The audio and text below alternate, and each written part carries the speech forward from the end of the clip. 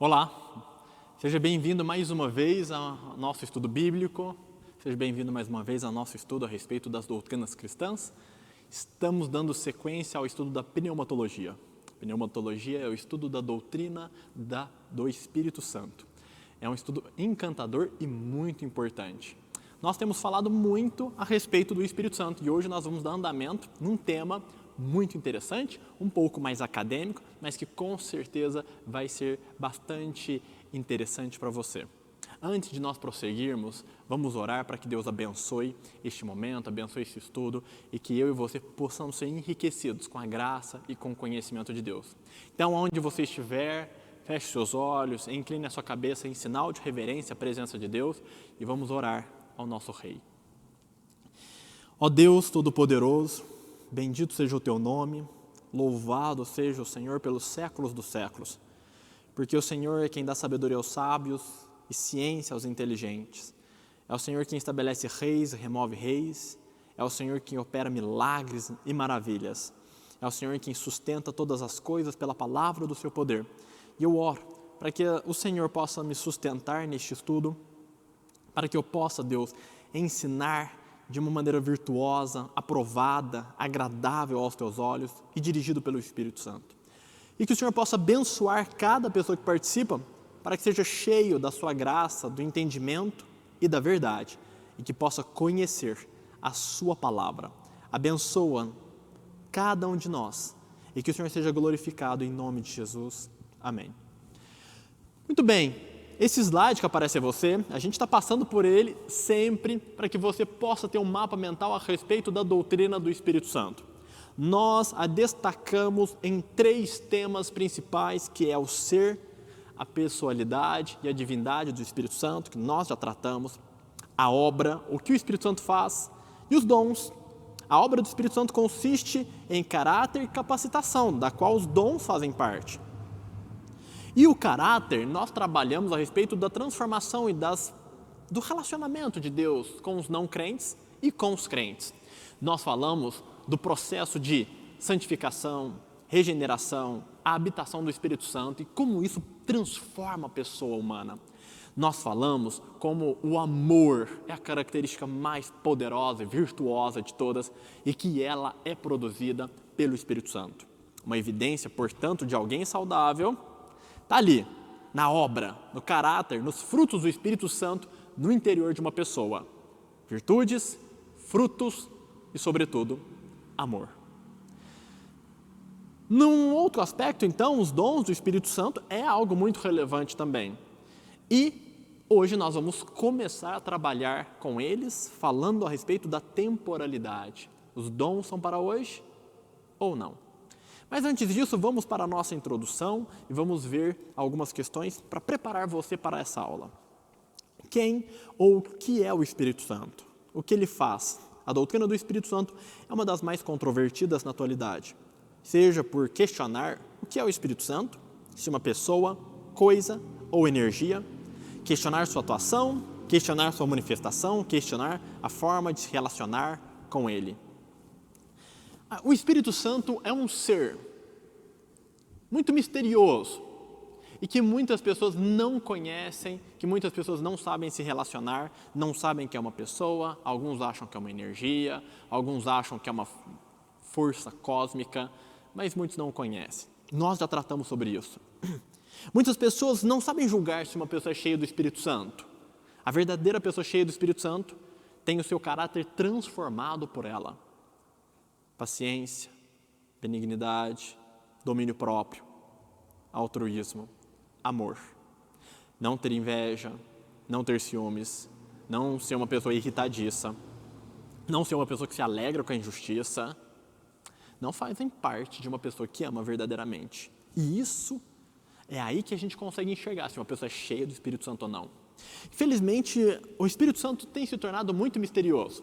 E um aspecto que é muito conflituoso também a respeito dos dons do Espírito Santo, dos poderes sobrenaturais que podem ocorrer na vida de uma pessoa. É essa a nossa preocupação em todo esse estudo da pneumatologia.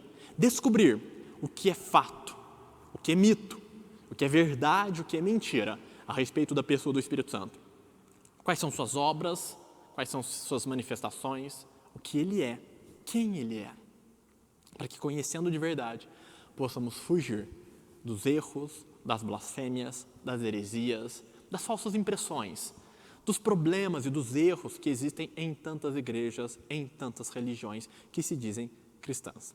Portanto, nós devemos conhecer bem quem Ele é para termos um relacionamento saudável com Ele e para que nós possamos estar de uma maneira madura no desenvolvimento cristão. Na aula de hoje, nós vamos tratar especialmente então dos dons. Então, o nosso próximo slide, o item de número 2, já nos encaixa nisso. 1 Coríntios 12, capítulo 1, verso 1 diz: acerca dos dons espirituais, não quero, irmãos, que sejais ignorantes. Paulo, ele tinha uma preocupação muito grande com relação aos dons do Espírito Santo. Então, Paulo, ele começa esse capítulo dizendo: eu não quero que vocês sejam ignorantes. Esse texto sagrado, canônico, chega até nós com o mesmo propósito que hoje nós anunciamos. Nós não queremos que vocês sejam ignorantes com relação aos dons do Espírito Santo. Não queremos que vocês sejam enganados com relação a esses dons. E aí no slide diz, o que são os dons do Espírito Santo? Quando se fala em dons do Espírito, em dons espirituais, estamos falando daqueles descritos em 1 Coríntios capítulo 12, a saber, porque a um pelo Espírito é dada a palavra de sabedoria, e a outro pelo mesmo Espírito a palavra de ciência, e a outro pelo mesmo Espírito a fé, e a outro pelo mesmo Espírito os dons de curar, e a outro a operação de maravilhas, e a outro a profecia, e a outro o dom de discernir os espíritos, e a outro a variedade de línguas, e a outro a interpretação de línguas. O que são os dons espirituais então? Dons espirituais são capacidades sobrenaturais, são talentos sobrenaturais que o Espírito Santo, segundo o seu propósito, segundo a sua vontade, distribui dentro da igreja. Quando você lê em 1 Coríntios 12, você vê que o Espírito distribui conforme a sua vontade, cada dom conforme Ele quer. Quem distribui os dons é o Espírito Santo. Ele analisa a igreja, ele analisa as pessoas que estão na igreja, ele analisa as necessidades de uma igreja e ele então distribui dons e talentos para essa igreja. E a questão é que nós vemos nesses dons, alguns dons que são muito tranquilos para nós tratarmos. Bom, dom da palavra de conhecimento ou da palavra de sabedoria, uma característica, a princípio, bem tranquila. Uma palavra, uma capacidade de ensinar bem, uma capacidade de pregar bem, uma capacidade de traduzir as verdades bíblicas em um linguajar, em uma narrativa simples, objetiva, agradável, impactante. Essas coisas a gente não tem muito problema para pensar nisso. Mas, quando nós falamos em dons de cura, por exemplo, ou maravilhas, que seriam prodígios, e uma diferença de uma maravilha com uma cura, por exemplo. Curar, alguém tem um problema de visão, é cego, o olho está aqui, cura a visão, a pessoa passa a ver. Imagina uma pessoa que não tem um olho, e a pessoa ora e Deus, através dessa pessoa, faz brotar um olho do nada. É uma maravilha, é algo extraordinário, como multiplicar pães e peixes, como outras coisas semelhantes. Isso é complicado. Poxa, será que Deus ainda dá esse tipo de poder aos seres humanos? Será que ainda é possível que uma pessoa à semelhança de Pedro ande e a sombra possa curar? Será que é possível que a semelhança de Paulo, alguém possa ter um lenço que tenha poderes curativos? Será que é possível alguém fazer maravilhas? Algumas pessoas dizem que expulsar demônios é uma maravilha. Será que é possível? Será que essas coisas acontecem hoje em dia? Será que essas coisas são normais aos nossos olhos? São reais? Será que isso era apenas para o tempo apostólico ou é para hoje? As profecias, os dons de revelação, será que isso é uma coisa que acontece hoje em dia? Ou será que não? Será que pessoas que falam em nome de Deus têm sido fraudulentas? Nós precisamos olhar para a Bíblia com atenção, com zelo, com respeito e com imparcialidade e procurar na palavra de Deus qual a resposta correta para isso. Qual a resposta adequada para isso? Será que os dons do Espírito Santo são para hoje ou não? O próximo item diz o seguinte: os dons espirituais são para hoje? Vamos dar uma analisada um pouco mais afim ainda nessa questão.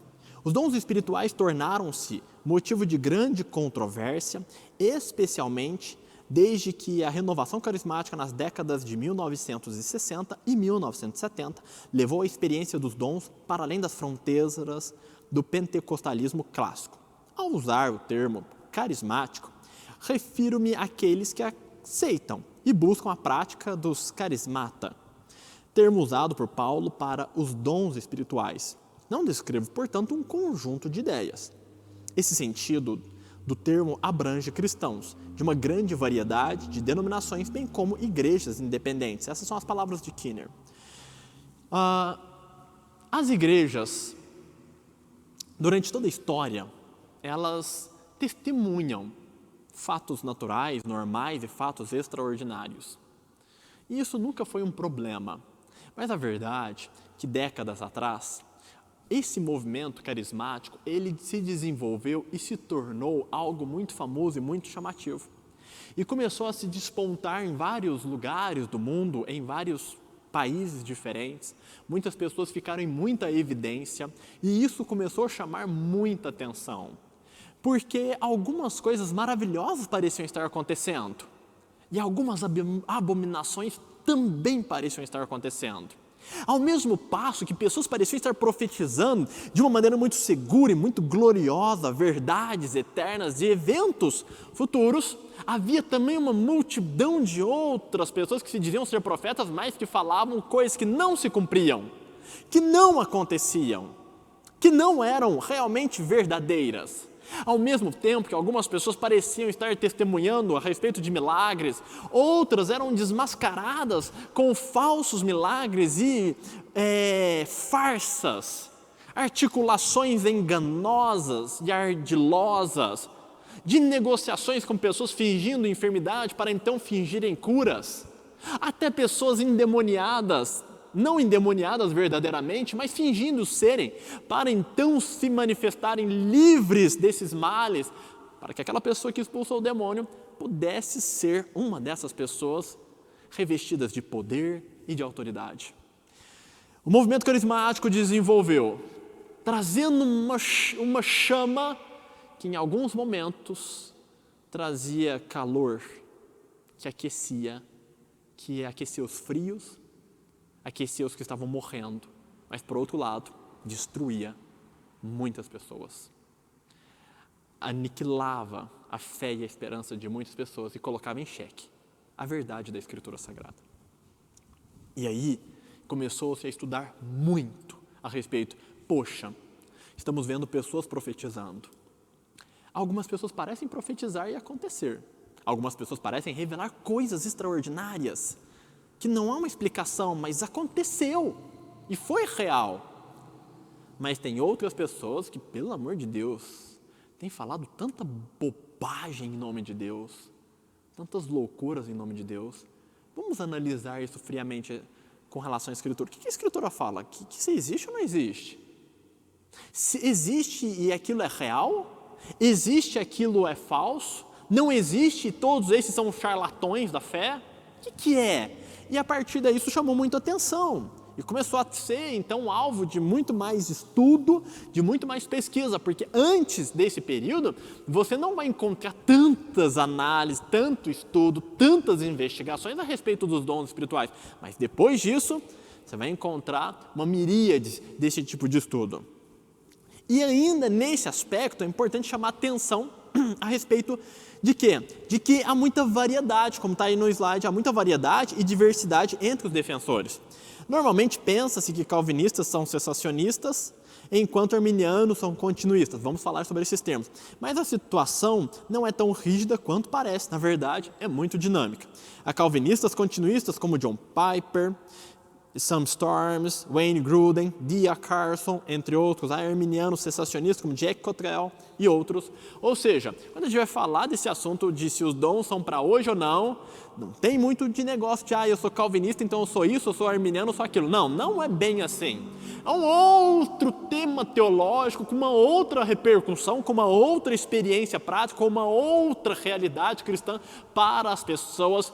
E aí se deixa de lado aquela questão da soteriologia e começa a avaliar uma questão diferente. E a gente vai ver vários defensores de vários lados, seja calvinista, seja arminiano, seja molinista, com perspectivas diferentes a esse respeito. E a gente citou que tinha cessacionistas e continuistas. Vamos conhecer um pouco melhor quem são essas pessoas? Então, no item 4 aí, nós vamos ver as teorias sobre esse assunto. E a gente vai conhecer essas teorias, quem eles são, onde vivem, né? De onde surgiram, e vamos conhecer os seus argumentos. Vamos lá. Primeiro, nós vamos conhecer os cessacionistas. O que são cessacionistas? É a doutrina segundo o qual cessaram, ou seja, acabaram os dons espirituais sobrenaturais. Ou seja, qualquer dom, ou a maioria dos dons, que não possa ser explicado por meios naturais, acabou. Dom de cura, acabou. Dom de profecia, acabou. Dom de maravilhas, acabou. Línguas estranhas, acabou. Interpretação de línguas, acabou. Esses dons extraordinários, sobrenaturais, não existem para os cessacionistas. Por isso que eles são chamados de cessacionistas, acabou, não tem mais, acabou. Isso foi uma coisa apenas para os apóstolos, isso foi uma coisa do passado que acabou, que não existe mais. E entre os cessacionistas nós temos dois tipos, duas categorias. A primeira delas são cessacionistas moderados. O que eles acreditam? Acreditam que alguns dons podem ser manifestados em campos missionários ou que apenas alguns dons ainda estão vigentes. É, por exemplo, a visão de Thomas Schreiner, mas há muitos outros que pensam como ele. O que ele entende? Os dons, de forma regular, de forma normal, cessaram. Acabou. Não existe cura, milagre, maravilha, profecia, língua estranha, não existe mais. Acabou. Mas admite-se que pode acontecer a manifestação desses dons em algumas circunstâncias extraordinárias, como é no campo missionário. Por exemplo, às vezes o evangelho não foi pregado em um determinado local da África, ou da Oceania, ou da Ásia, e aí vai o missionário e vai pregar o evangelho pela primeira vez a uma pessoa, ou uma comunidade, ou uma região, e nunca ouviram falar de Jesus, nunca ouviram falar de Bíblia. E aí, esses cessacionistas moderados vão falar assim, bom, num contexto como esse, eu aceitaria que houvesse os dons, mas só nesse contexto, porque em regra, acabou. Mas num contexto extraordinário, onde ninguém conhece Jesus, aceitaria. Esses são os cessacionistas moderados. Thomas Schreiner, um famoso teólogo norte-americano, ele é uma referência entre os moderados e defende essa perspectiva. Agora, alguns radicais entendem, radicais, seja mais extremos, nenhum dom está em operação em nenhuma circunstância, que é a perspectiva de John MacArthur, por exemplo. Em seu livro ali, Fogo Estranho, ele deixa isso bem claro. Não, acabou. Acabou. Ou como diria o nosso saudoso ali, Galvão Bueno, acabou! Acabou, não tem mais nada, acabou, foi, aconteceu, não existe mais, ficou para trás, não tem. No meu campo missionário, não tem. Em algum lugar do mundo que nunca ouviram Jesus, não tem. Na igreja, não tem. No futuro, não vai ter, acabou. Esse é o radical. Então, dentro dos cessacionistas, tem um cara que fala que nunca vai acontecer mais, ponto final. Deus não dará dons aos seres humanos, Deus não dará dom mais às pessoas, não dará mais esses dons à igreja, e ponto final. Por outro lado, alguns vão falar, não vai dar, mas admitiria que em algumas circunstâncias, em alguns lugares bem extraordinários, Deus poderia dar dons e pessoas fazerem algumas coisas extraordinárias. Então nós temos esses dons, esses dois tipos de cessacionistas. Agora, por que o cessacionista acredita que os dons acabaram? vamos ver os seus argumentos. O primeiro deles é, aí na letra A, os dons espirituais são concedidos no processo da redenção. Ou seja, Jack Cottrell, Geichen e outros, eles vão falar que os dons espirituais foram concedidos apenas para uma etapa.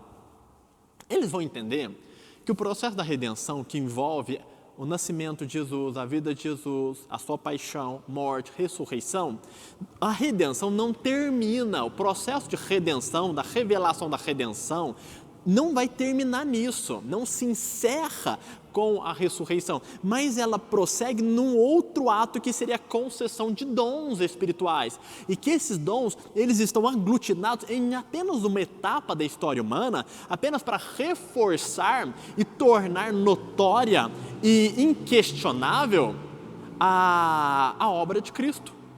Então eles vão falar o seguinte, olha, aconteceu apenas naquela época, porque isso está vinculado ao processo da redenção, para fazer com que se fosse notório, que se fosse inquestionável, que a palavra e a verdade da redenção fosse manifestada à humanidade naquela época. Acabou, era o propósito só para isso, só vinculado à redenção. Passou a redenção, passou esse momento desse propósito da redenção, não existe mais dons espirituais, é só uma fase, um momento. Deus, pela providência divina, distribuiu o dom espiritual de uma maneira extraordinária, de uma maneira incomum. Muita gente fazia muito milagre, muita gente fazia muita coisa, muita gente tinha poderes sobrenaturais e Deus permitiu. Por quê? Porque estava vinculado àquela primeira mensagem do Evangelho, aquela primeira expansão a respeito do plano de redenção. Então Deus fez necessário, como se fosse colocar alguns holofotes nesse momento da história. Então Deus deu dons apenas nessa época e para esse propósito, ok? Então essa é um argumento. Segundo argumento, usado por Thomas Schreiner, MacArthur, que os dons foram concedidos, é o item B, apenas para lançar os fundamentos da igreja, ou seja, as bases doutrinárias e formação do cânon com base em Efésios 2, capítulo 20. No próximo slide está o texto de Efésios 2, 20, que diz: edificados sobre o fundamento dos apóstolos e dos profetas, de que Jesus Cristo é a principal pedra de esquina. Ok, qual que é a ideia, então, de John MacArthur, qual é a ideia desse argumento? É o seguinte: os dons espirituais, eles foram necessários porque o Novo Testamento precisava ser redigido. As igrejas precisavam de um poder especial para conseguir assimilar melhor as palavras de Jesus Cristo e tornar a palavra de Jesus Cristo mais receptiva, mais palatável, mais clara. E para essa função inicial, essa função pioneira da igreja, as pessoas precisavam ser capacitadas de uma maneira sobrenatural. O dom de conhecimento, o dom da pregação, tinha que ser um dom muito sobrenatural para que eles tivessem a capacidade de escrever, por exemplo, os evangelhos, escrever as cartas, fazer pregações que ficariam registradas em Atos dos Apóstolos, como foi a pregação de Pedro ou a pregação de Estevão, que seria de valor universal. Então, a missão era uma missão muito especial. E para ter essa missão especial e diferencial de lançar as bases da igreja, Deus concedeu dons. Ou seja, o fundamento da igreja é através de apóstolos e profetas. Uma vez que o fundamento foi lançado, já não há mais a necessidade de apóstolos, já não há mais a necessidade de profetas e não há mais a necessidade de dons espirituais sobrenaturais, porque os dons eram apenas para reforçar a autoridade dessas pessoas. Ou seja, vamos lá, para que o apóstolo Paulo pudesse ser reconhecido, pudesse ter a relevância que teve, ele tinha que ter dons. Ele tinha que ter uma confirmação, um selo de Deus. E esse selo, essa confirmação, eram os dons espirituais. Como Paulo, segundo a presciência e propósito divino, iria escrever cartas, iria ser alguém que ia lançar as bases doutrinárias da igreja, Deus tinha que fazer com que ele tivesse um destaque, tivesse um reconhecimento, tivesse uma autoridade espiritual. E essa autoridade espiritual, esse destaque foi concedido e foi perceptível através dos dons que se manifestavam através da vida dele. O homem ressuscitava mortos, curava enfermos, falava línguas, interpretava, o homem profetizava, era um espetáculo. A sombra de Pedro curava muitos enfermos, poderes e virtudes emanavam das palavras e das ações dos apóstolos. Por quê? Porque tinha um propósito. Qual? Edificar a igreja. Então a ideia é o seguinte, olha, é temporal, por quê? Porque tinha um propósito. Então, o segundo argumento é esse. O primeiro argumento é que é um processo de redenção, então era uma etapa. Segundo, é falar que também era uma etapa, mas não uma etapa com relação ao processo da redenção, porque aqui já é uma visão diferente. O item A não soma ao item B. O item A é uma coisa, tem defensores que seguem o item A. Agora, o item B são outras pessoas que seguem o item B. Então, quem segue o item B não concorda com o item A. São coisas diferentes, são justificativas diferentes para dizer que os dons não são para hoje. Então, o item A vai falar, olha, era parte de um processo da redenção. O outro vai falar, não, é a parte do início da igreja, das bases doutrinárias da igreja, e eles precisavam ter esses dons. O que mais? Terceiro item, C, os dons cessaram nos termos de 1 Coríntios 13, 9. Então, eles vão falar, bom, olha, cessou porque a Bíblia fala que cessou. Vamos ler o texto? A caridade, o amor nunca falha, mas havendo profecias, serão aniquiladas. Havendo línguas, elas cessarão. Havendo ciência, desaparecerá, porque em parte conhecemos e em parte profetizamos, mas quando vier o que é perfeito, então o que é em parte será aniquilado. Bom, acabou. Já está falando que vai cessar a profecia, as línguas acabarão, essas coisas não vão existir para sempre. Um dia elas terão um fim. Então eles falam, olha, a Bíblia fala que elas vão acabar. Não estou criando nada, apenas dizendo que elas vão ter um fim. E aí eles vão interpretar que o fim, quando vier o que é perfeito, é o quê?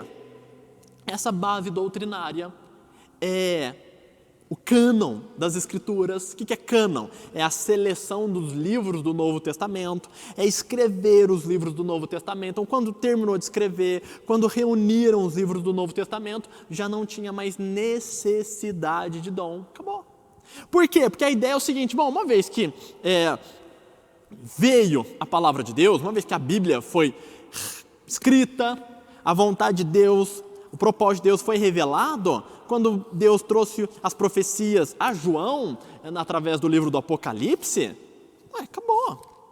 Não tem mais necessidade de dons sobrenaturais, porque os dons sobrenaturais já trouxeram a revelação que era necessária, então acabou.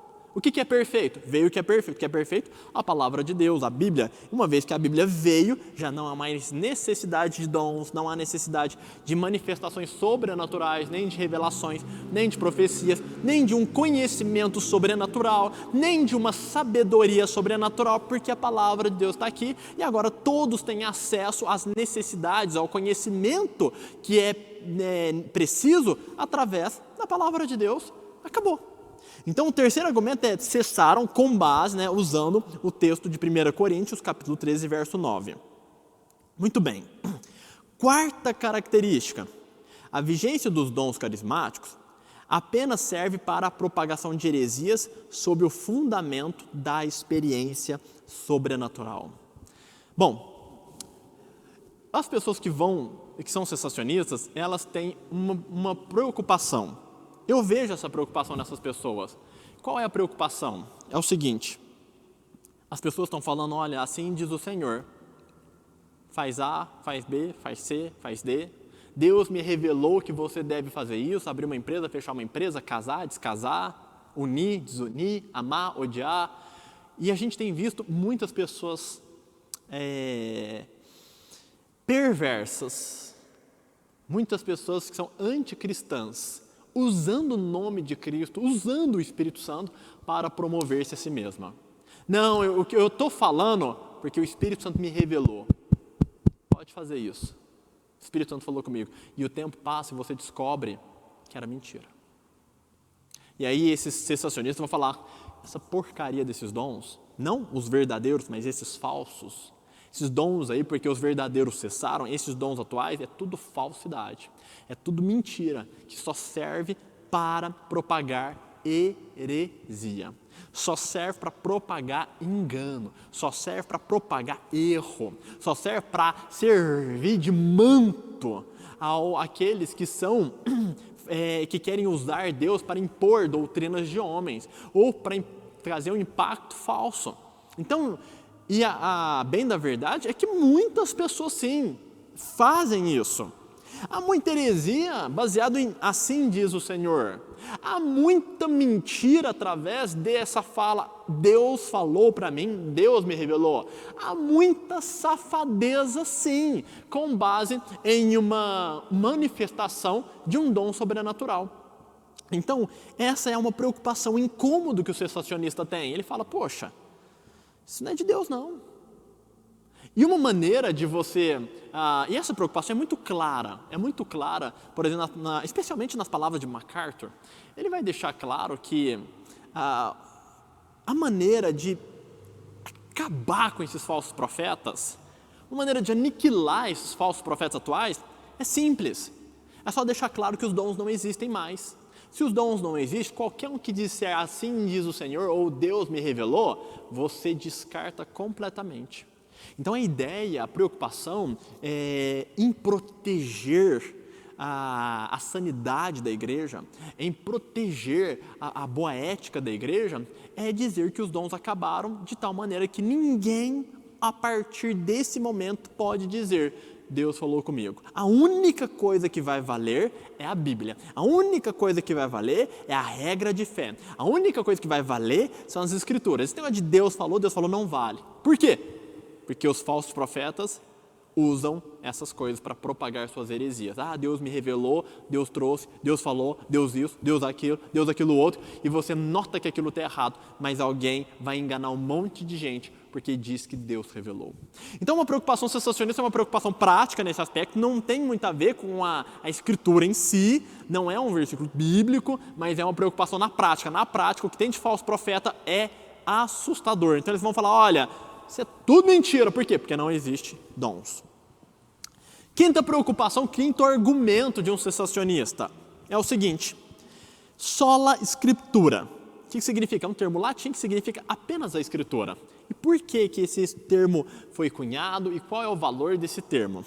Esse termo foi cunhado na época medieval, ali durante a Reforma, porque a Igreja Católica daquela época e a de hoje também, ela diz o seguinte, a Bíblia é a palavra de Deus, com certeza. A Bíblia, ela traz regras de fé e de doutrina. Mas a Bíblia não é a única fonte de regra, de doutrina e de fé. Existem outras fontes, tais como alguns documentos papais, conciliares da igreja, que têm o mesmo valor da Escritura.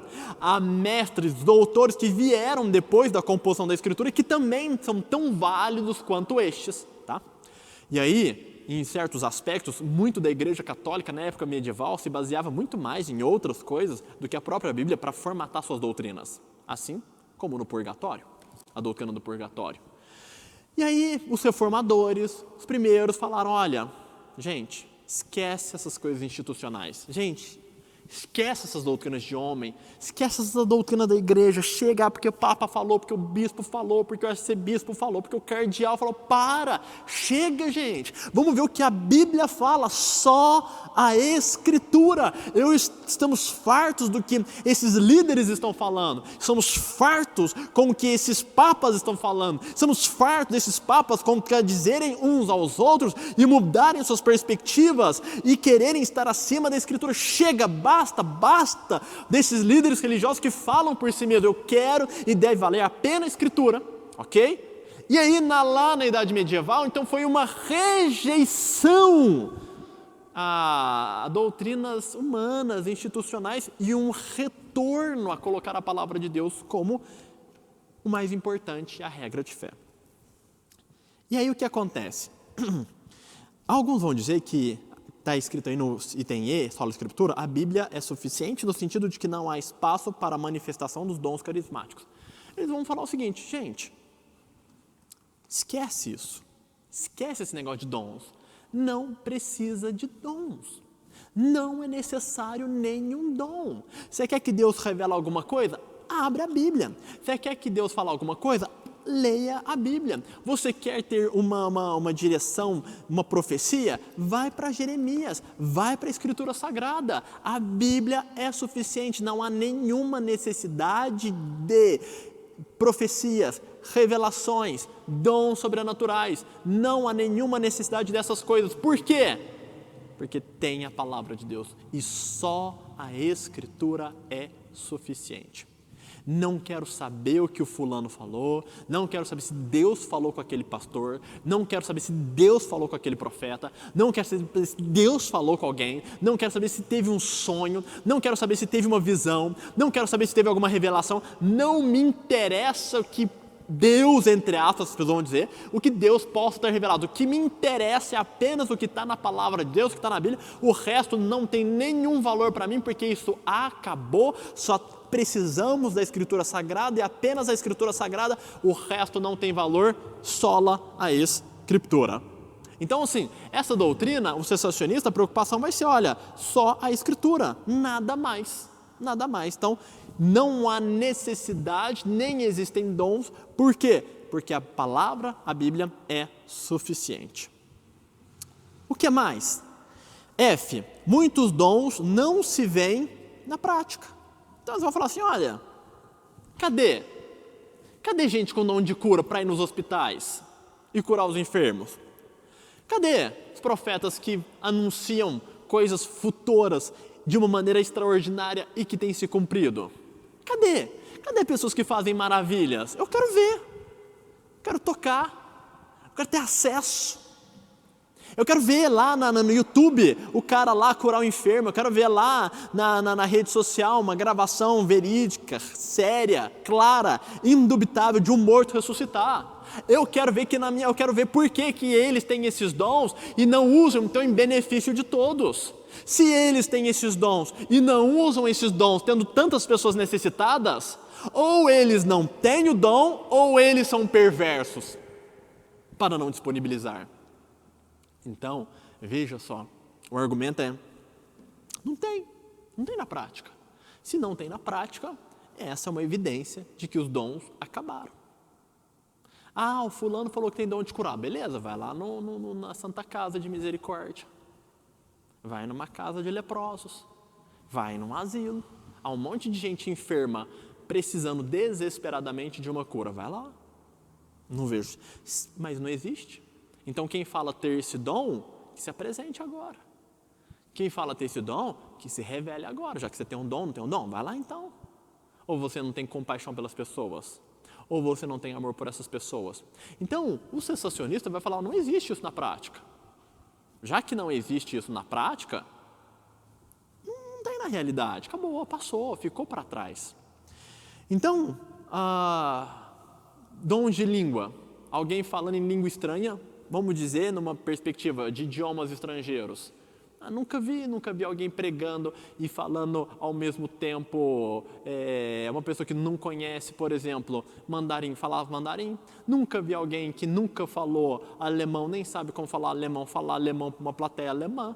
Nunca vi alguém que não conhece algum dos dialetos da Índia falar esses dialetos sem nunca ter estudado para pregar o evangelho. Nunca vi coisa semelhante a essa. Portanto, não tem. Nunca vi alguém adorando e glorificando a Deus em um idioma estranho que outro ouvindo foi impactado por isso, como aconteceu em Atos dos Apóstolos.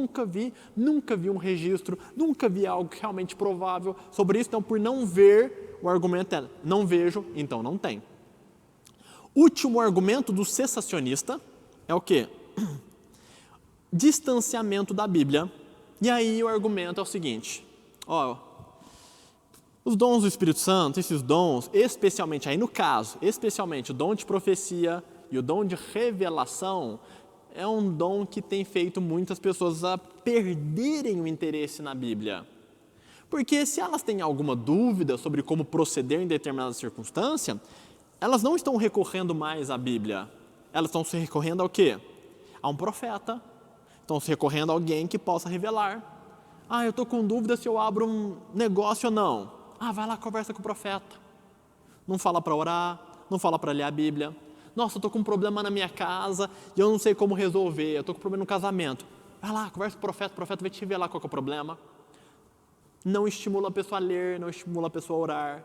Nossa, eu quero servir no ministério, eu não sei que ministério. Vai lá, conversa com o profeta, vai lá, fulana vai revelar para você. E aí a pessoa não ora, não estuda, não procura na Escritura conhecer os dons, os ministérios, os chamados, as vocações, não procura conhecer aquilo que ela se sente mais chamada através do conhecimento de cada ministério. Então, na prática, acontece em alguns lugares que esses dons espirituais, verdadeiros ou falsos, não vou entrar no mérito, têm tido um efeito colateral estranho, de pessoas não terem mais interesse em recorrer à palavra de Deus. Poxa, para que eu vou procurar qual passagem resolve o meu problema se tem um fulano, uma fulana ao meu lado, que se eu perguntar, Deus vai revelar? Para que eu vou caçar nesse livrão todo aqui a minha resposta, como alguém procura agulha num palheiro, se eu posso apenas ir lá na igreja, conversar com a fulana, pedir para a fulana me dar uma resposta e ela resolver todos os meus problemas? Parece muito mais simples. E na preguiça, e na vaidade, e no oportunismo, muitas pessoas têm se afastado da Bíblia para correr atrás de profetas, para correr atrás de pessoas que dizem ter esse dom. E o cessacionista vai falar o seguinte, está vendo? Claro que esse dom não é de Deus. Por quê? Porque esse dom está produzindo algo que é completamente anticristão. Está produzindo desinteresse pela palavra de Deus. Está produzindo o afastamento da palavra de Deus.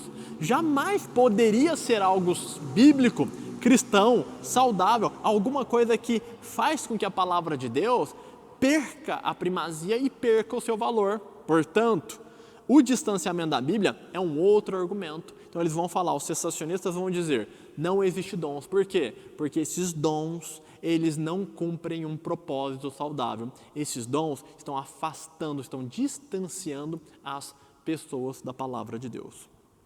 Pois bem, nós vimos aí 7 argumentos que o cessacionista vai trazer e vai dizer que os dons não existem mais. Relembrando, eles vão falar que os dons foram por uma etapa chamada processo da redenção. Outros vão falar que os dons foram por uma outra etapa, que era a formação da Bíblia, a formação da igreja, lançar as bases doutrinárias, as bases da igreja do primeiro século. Outros vão falar que 1 Coríntios, capítulo 13, verso 9, diz que vai cessar, e cessou com a chegada do cânon, cessou com a chegada da palavra de Deus revelada, chegou no momento em que esses livros foram reunidos e compilados, e foi divulgado e acessível a todas as pessoas. Acabou porque, na verdade, esses dons têm sido apenas um instrumento para a heresia. Acabou porque, na verdade, a palavra de Deus é suficiente e não há necessidade nenhuma de nenhum dom sobrenatural, de nenhuma manifestação sobrenatural, de nenhuma revelação, de nenhuma profecia mais, porque tudo que deveria ser revelado está aqui, tudo que deveria ser profetizado já foi profetizado, tudo que deveria ser comunicado já foi comunicado, não há mais a menor necessidade. Não há os dons na prática, o outro argumento, não se vê, não está lá, ninguém tem acesso. E por fim, está distanciando as pessoas da Bíblia. Esses são argumentos que os cessacionistas trazem para falar que os dons acabaram, os dons cessaram. Como o tempo já é adiantado, não dará tempo de pegar e falar sobre os continuistas e os seus argumentos e as respostas com relação aos cessacionistas. Então, guarde muito bem, que você aprenda a perspectiva cessacionista, porque ninguém está falando bobagem, ninguém está falando besteira. E então, na próxima aula, nós vamos abordar quem são os continuistas e quais são os argumentos dos continuistas. Eu já vou adiantar para vocês que o cessacionismo está errado, muito embora esteja revestido de uma aparência de piedade, uma aparência de defesa daquilo que é certo. Mas nós vamos responder essas questões todas já na próxima aula. Esses argumentos, por mais piedosos que sejam, eles não encontram guarida na palavra de Deus, não encontram suporte na palavra de Deus. Entenda, ninguém está dizendo que os falsos profetas são corretos. Ninguém está dizendo que é bom pessoas se afastarem da Bíblia. Ninguém está dizendo que é bom que as heresias se multipliquem. Mas nós queremos dizer, vamos provar a vocês, que a palavra de Deus diz que os dons são para hoje. Portanto, nós aguardamos você em nossa próxima aula, onde nós vamos conhecer quem são os continuistas e quais são os seus argumentos e por que eles estão certos em dizer que os dons são para hoje também. Deus abençoe você e a sua família e nós te aguardamos em nosso próximo estudo. Até lá!